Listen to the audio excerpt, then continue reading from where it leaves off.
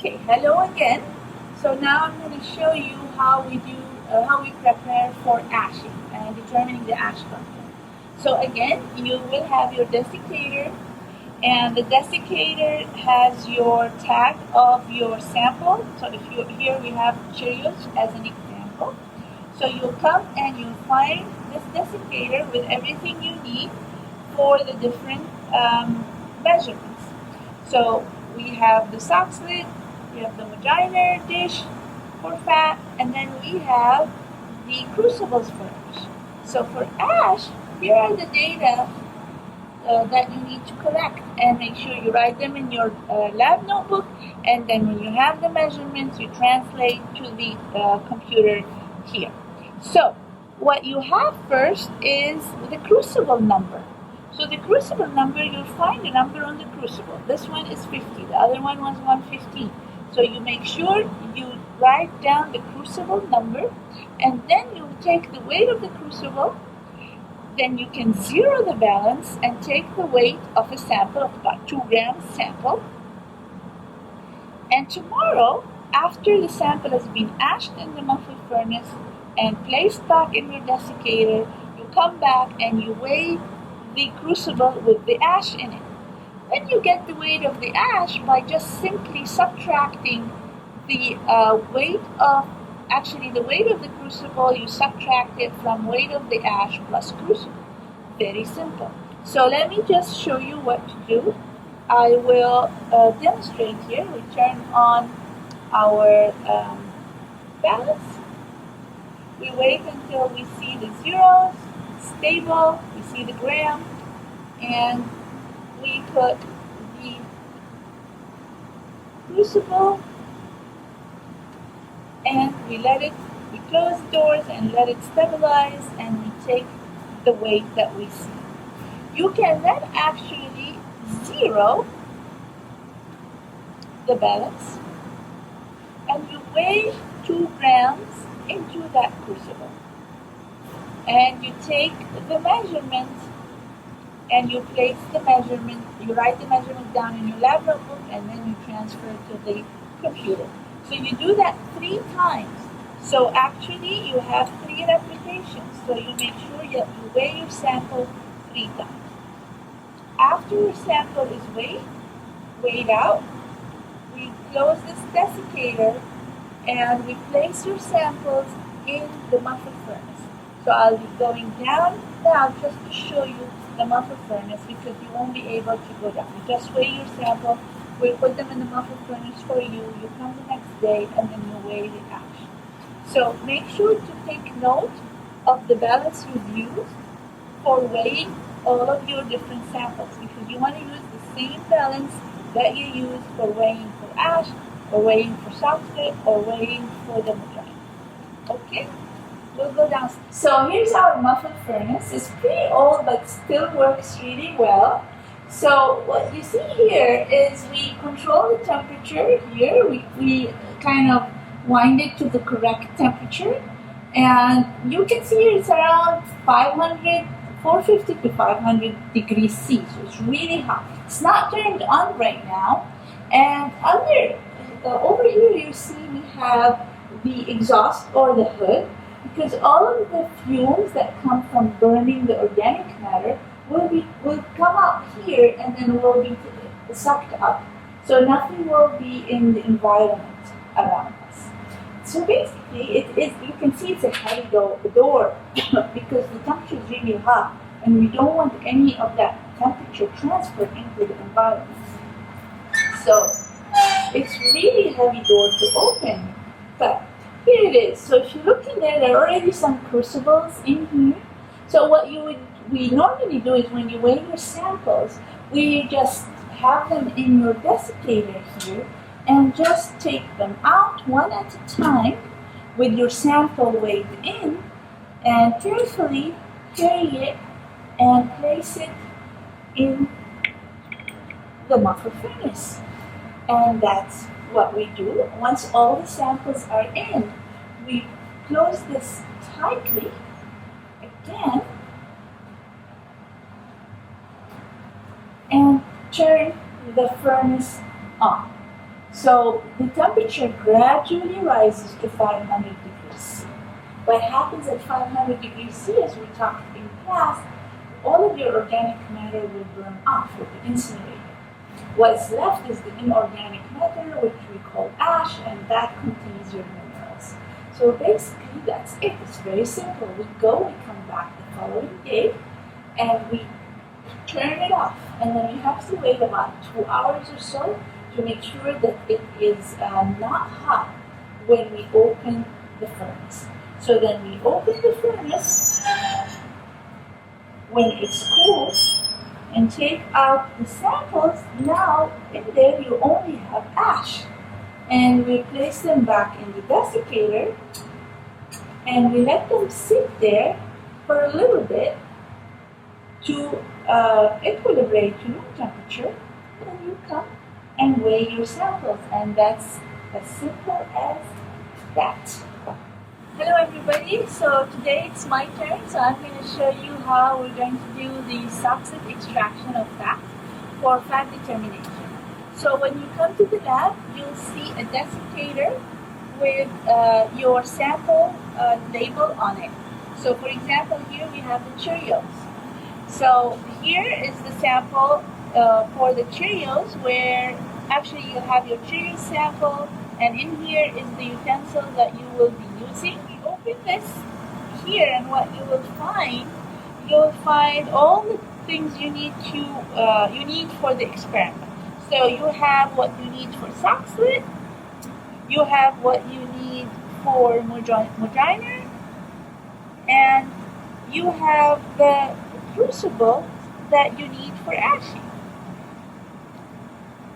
So what I'm going to show you is what you're going to do with the sock slit. So you see here 2 beakers. Each one has a thimble. This is what we call a thimble. And we have glass wool. So we wanted to take a piece of the glass wool, enough piece to use here when we weigh in the sample. So I'll show you how we do that. So first of all, I want to also show you the different data that you will be recording. So we need the thimble weight.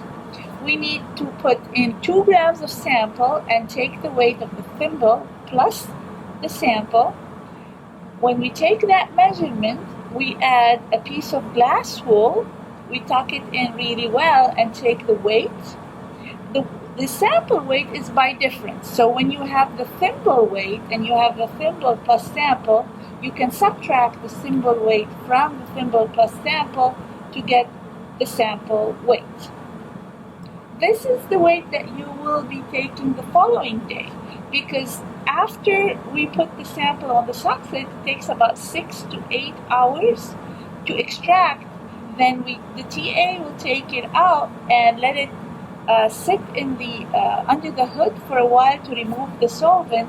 Then the next day you'll find it again in the desiccator and you'll take the weight, and that weight is basically the extracted sample, so the sample without the fat that we removed, the thimble and the glass wool.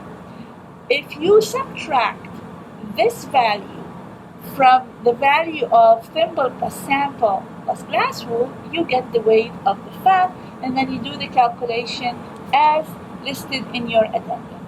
So basically, when you come to the lab, make sure you have your lab notebook with all of these different data points that you need to collect, and when you're done collecting, each group will have to come to the main computer and enter the values for their group.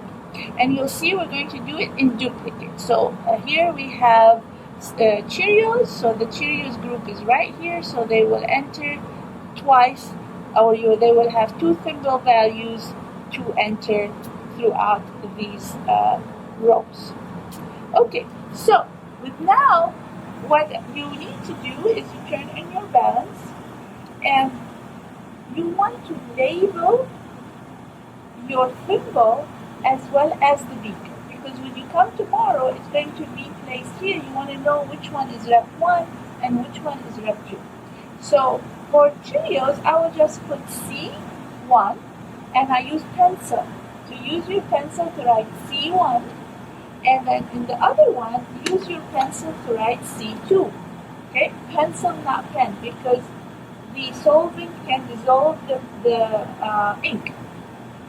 And on the beaker, you want to use a marker and write C1. So when we take out the thimble, we find the beaker, put it back in the beaker, and put it back for you in the desiccator to weigh the following.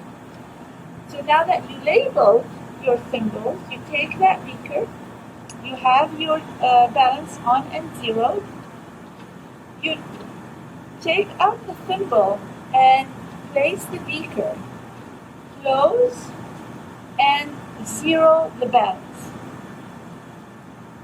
Wait until it's stabilized like usual, and then zero your balance.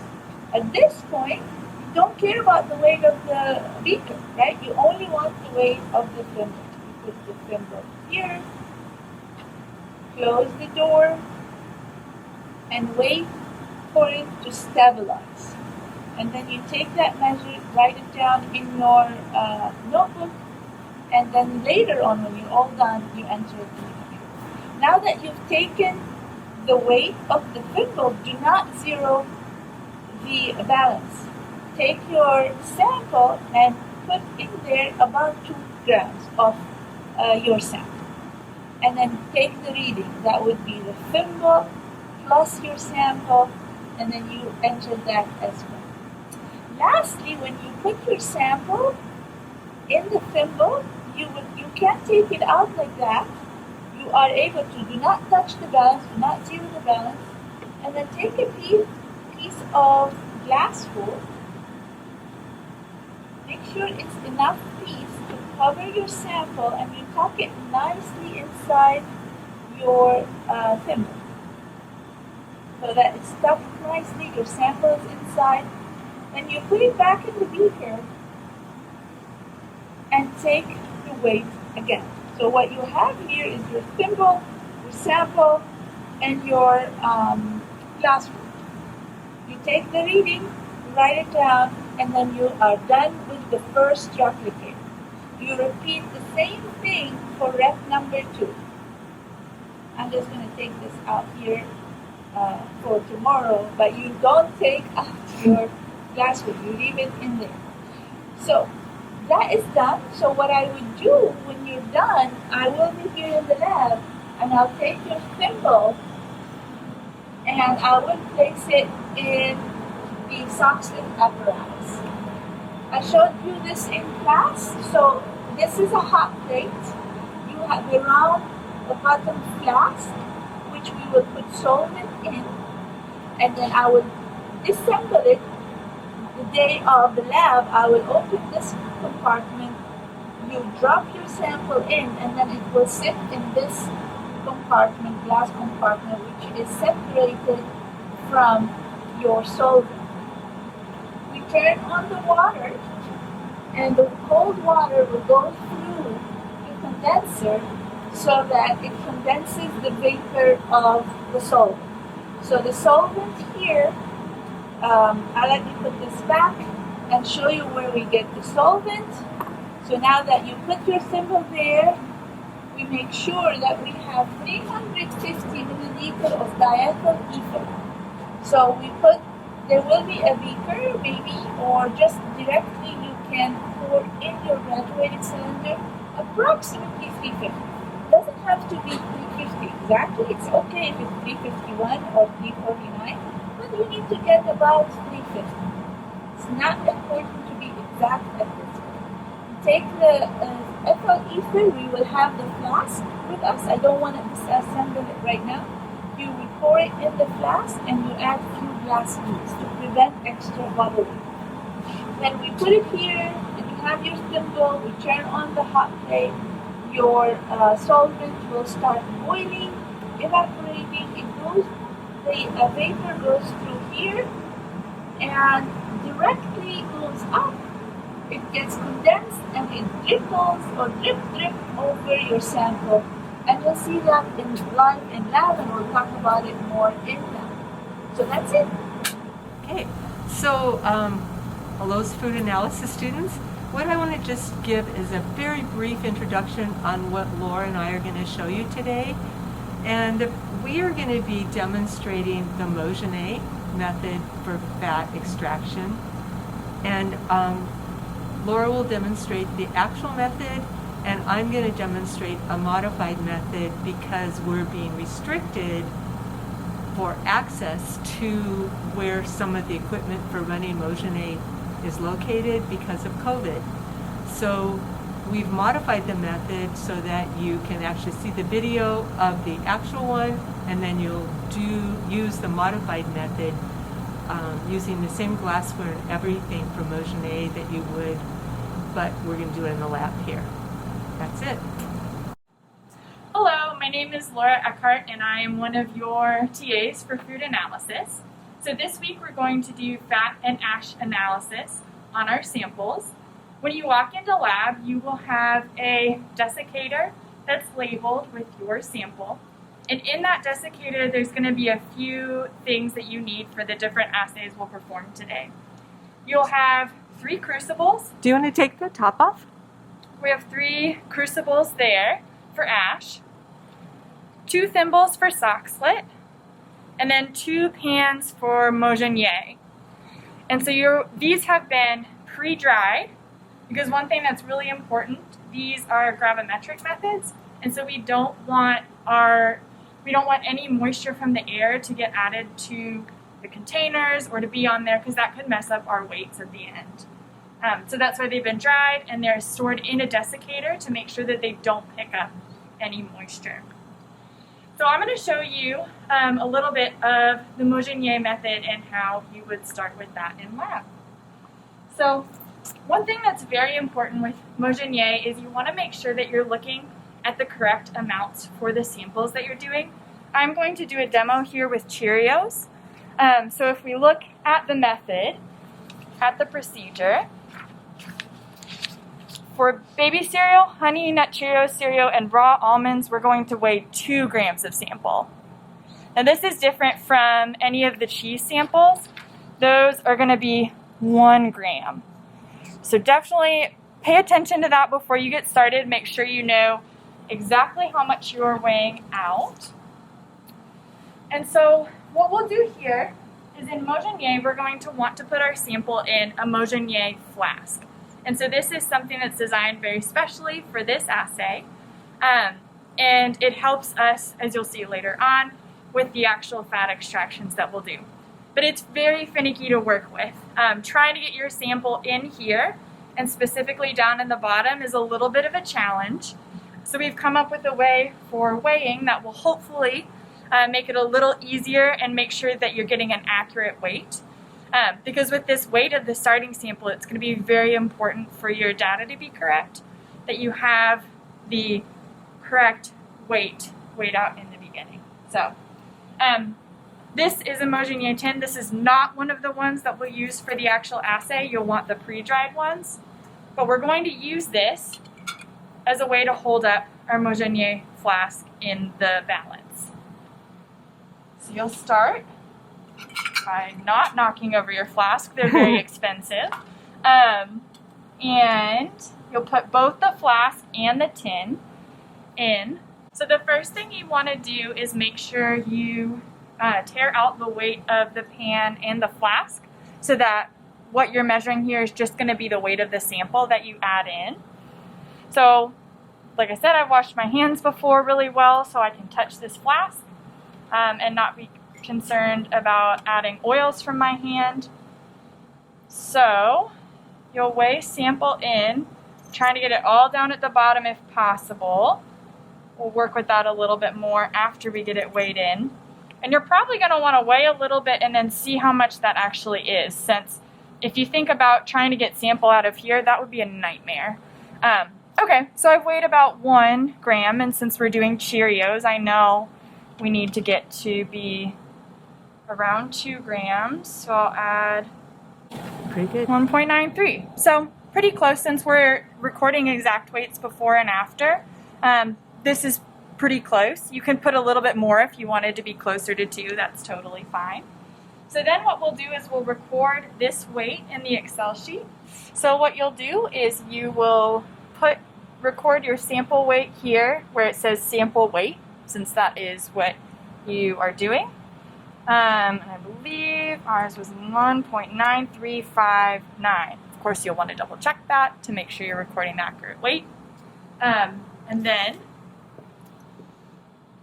you'll come back, take off your flask. You're going to want to make sure you label it as well, which I'll show you how to label that with the tape. And as you can see, there was sample that was in this part of the flask. You don't want that. You want to make sure to try and get all of your sample down in here. This is where you're going to add ethanol and the acid later to digest your sample, to release the fat. And if you have sample that's up here that is not being digested, that's going to be inaccurate. So you're going to do your best here. You may or may not be able to see in the video, there's a little bit that's still stuck on the sides here. But when we add the ethanol, I'm going to show you how you can swirl it to try and push that all down to this part of the flask. So we'll put a cork on. You want to make sure that you have a cork that fits well. If yours doesn't fit well, let us know. We can find you one that does. And then you'll want to label your flask. You can either write directly on the flask. What you might find a little bit easier though this time is using tape, making sure that you wrap it all the way around, and then labeling, of course, with what food you're doing and then what rep. So after you have weighed out your sample and put it in the flask, you'll check your procedures for what to do next. And that is, after you've recorded the weight, you'll add 2 milliliters of ethanol and swirl to make sure that you moisten your whole sample. This helps prevent clumping when we add the hydrochloric acid. And as you remember, if you remember from what I said before, that's what we use also to get the sample down from the side. So I have a 5 milliliter pipetter, and I've set it to 2 mLs. So I will put my sample down in here. Make sure to open the ethanol. And we will get our pet tip out. Pre-wet our pet tip. And then we'll take up 2 mLs here. And then I am going to kind of swirl it around here to wash down the sides, so that you're letting the ethanol run around the sides and then making sure to blow out the volume there as well. So after adding the ethanol, before you add the hydrochloric acid, you want to make sure that you don't forget that swirling step. Okay, so we've added those 2 mLs like the procedure says, but remember the point of this ethanol is to prevent clumping. And so if you look at how the sample looks right now, it's still pretty clumpy. So what we're actually going to do is add 2 more mLs of ethanol to hopefully try and get that sample a little less clumping, a little less clumpy there. Because if we did have a sample that clumped, it's going to prevent the hydrochloric acid from getting all within that sample, and then you're going to have incomplete digestion of your sample. So let's see how this looks. Does that look better? A little bit better. Still a little bit clumpy, but I think we might be able to work with this. So, okay, and so if you look at your method, we end up adding 10 milliliters of hydrochloric acid. So you definitely want to make sure you're wearing gloves for this. This is pretty concentrated hydrochloric acid that we're working with.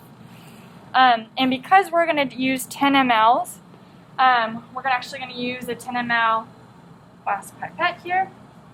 We're going to save our nice pipetter so that even though they do have a filter here to protect it from acid, we're just going to save this for times when we're not using the hydrochloric acid. So we'll go ahead, open that. uncap your sample. If you remember with these, perfect. Excuse me. And then when you take it over here, the E for eject, I might recommend actually having a partner hold the flask just to be careful here. Kind of the challenge of doing it one-handed, and then your blowout volume here. Since that is acid, you want to be careful with the tip. We'll put this back on. And then you're going to want to make sure this mixes well. Since the point of your hydrochloric acid is to digest the sample and release the fat, you want to make sure that it's getting in there. And as you can see, it's not clumping too bad. There's some clumps on the side here, but what you want to make sure is that there's not one big clump that's hanging out down here and preventing the hydrochloric acid from getting to it. All right, so after you add the ethanol and the hydrochloric acid, you need to put your samples into a water bath so that they're able to digest. So this water bath is between 70 to 80 degrees Celsius, and that's the temperature that you'll let it at for 30 minutes. So while your sample is digesting there, another thing you'll need is the weight of the pan that you will end up pouring your fat into. So those are going to be your pans that are in the desiccator, remember, because we want them to be pre-dried, and these ones that have been out here can have picked up moisture. So what you'll do, you'll make note of which pan you're going to use for which rep. So this one, I already teared out my scale. I'll put it on here to get the weight. I'll probably record, this one says 1. You can see there, so I'll probably write that down and make note of that. We'll use that for our rep 1. And then you want the weight of the pan by itself, so 40.1113. We'll go record that in the Excel sheet. So 40.1113. And that's going to go in the column aluminum dish weight. And that's all you're going to measure for now. The fat and aluminum dish weight will come at the very end of the procedure. So you'll get the weight for a second dish as well, and then you might just want to keep track of which pan you used. You can either write that here or wherever makes most sense for you.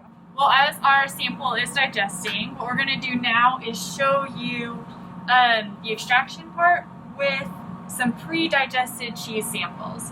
So when your samples come from the hot water bath, you'll let them cool. And then only for the cheese samples, we're going to add phenolphthalein. And that's going to help us visualize the different layers better. It's not a problem when you're working with carbohydrate-based samples, but with the cheese samples, you will need some phenolphthalein. So the method says to add 3 drops of phenolphthalein indicator. So we will use our transfer pipette and just try and go for 3 drops. So 1, 2, oh, that didn't make it down, 3. And that's a good lesson. You want to make sure that you get the phenolphthalein into your solution. It doesn't do a ton of good on the side, kind of like we got there.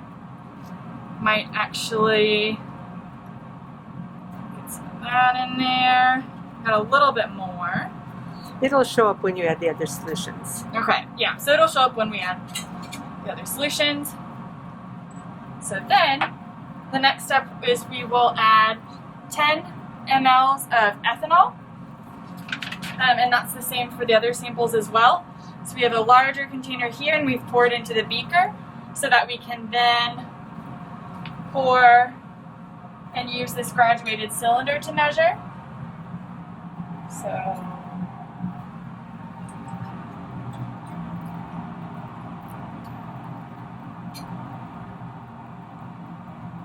we'll check your meniscus. That's pretty good. That's pretty spot on. This you don't have to be perfectly accurate with, since we do end up evaporating all of this off. So then we add the 10 mLs of ethanol. And then what you'll do is you'll shake the flask for 1 minute. So put your thumb over the top of this cork here, and then you shake like this for 1 minute. Now I won't for the purposes of this video, but you will in lab.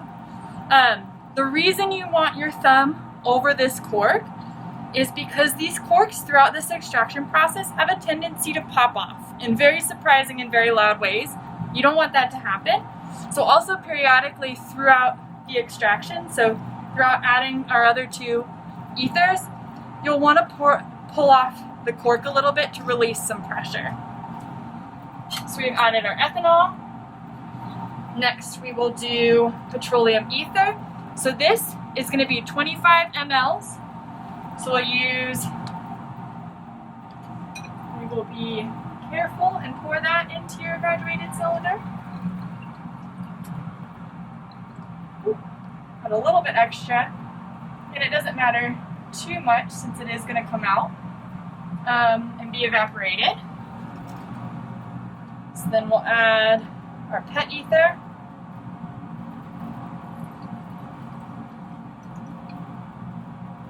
There. And again, cap it, put our finger over the flask, and then shake, rock back and forth for a minute, release some pressure. So after we add the petroleum ether, then you'll add 25 milliliters of the diethyl ether. And then add that to your Mojinie flask. And again, like you're doing after every single addition, you will shake, or more accurately probably rock back and forth for a minute, because you want to make sure that you're getting it nice and mixed up. As you can see here, with the cork on, you shouldn't have any concerns with anything coming out of the flask, but you want to make sure that you get it nice and mixed up. So after you do your extraction and allow for the separation of the layers here in the flask, you can see this dark part here because we're demonstrating with Cheerios. This is different from the sample we showed before. That was cheese, but we're going to demo the rest of this on Cheerios. This dark part here is your sample, the other components that don't have the fat in them. So some carbohydrates down there, some protein, and in this clear layer here, this there's the ethanols and the ether. This is where your fat is. So this is what we want to pour off, and then pour into a pan and evaporate off the ethers, and then we'll be left with just the fat, and that's how we determine how much fat is in our sample. Something very important in order to get accurate results, you have one flask that gets poured into one pan, one aluminum pan. And that's the weight that we recorded earlier and labeled which pan we're actually going to be pouring each rep in. So go back to our desiccator here. We'll find the one that was labeled 1 that I weighed before. And you'll set it here. Don't put it on the hot plate yet. You'll set it actually on this bench area here underneath the hood because the ether is very volatile, so it'll evaporate off and you don't want to smell that. So this pour off part is very crucial for getting accurate data. You're going to want to make sure that you pour just this ether layer and none of the solid particles down from the bottom. And that's actually why we have this flask designed this way. It makes pouring off a little bit easier than, say, if you were to do this in a beaker or something else, it would be significantly more difficult.